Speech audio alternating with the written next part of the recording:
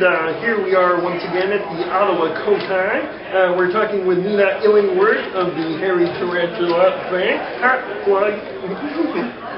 So Nina, we heard today you had a wonderful, unique method to having your board keep marked whether it was used or not. Perhaps you could describe that to our viewers. Well, I found that in testing about 1 out of every 5 times, my opponent would ask me in the middle of the game, have I used my second board keep yet? And unfortunately, I can't remember either. So what I decided to do was I took some small figurines of these really cute babies, and I put one out in one color for my opponent and one out in another color for myself. Oh, very nice. And when we used the second use of the board keep, the once per game effect, I put the baby back in the box, so that once the figure was no longer on the table, we would both remember that the board keep had been used. Well, that's fantastic. I'm just going to pause for a second so we can let some people through, and you can just come on through. Don't worry about it. Wave to the camera on the way by. Yeah? All right. So, That doesn't take video, doesn't it?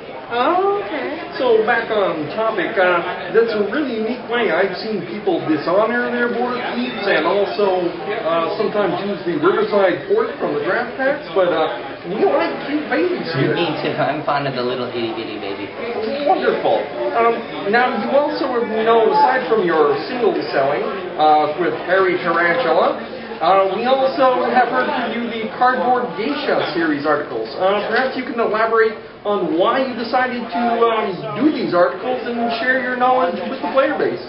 Well, I think what it comes down to is that I play Magic the Gathering as well as Legend of the Five Rings. And every time I go through a period where I don't really feel like playing Magic and I sort of fall out of the loop and my collection falls behind, when I'm ready to come back to it, there are a number, hundreds of strategy websites that post the current decks that are doing well in the environment. Oh, yeah. This allows me to catch up really fast. And I just sort of think that in L5R, without somebody to sort of help you down the first 10 or 20 steps, the learning curve can be incredibly steep. I know players who've gone an entire year without winning their first game. Oh, yeah. So my goal with the Cardboard Geisha is, again, not to do the deck building process for somebody, but to sort of explain, this is my deck, this is what it does, this is how it interacts with the field at large, this is how you're supposed to play it, here's a starting point.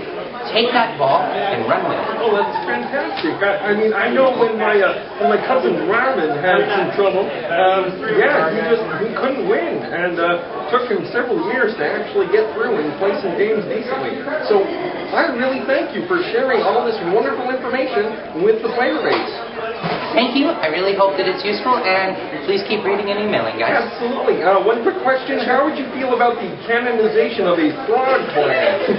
I'm pro frog clan. To be honest, Kermit, you're very cute. Oh, cool.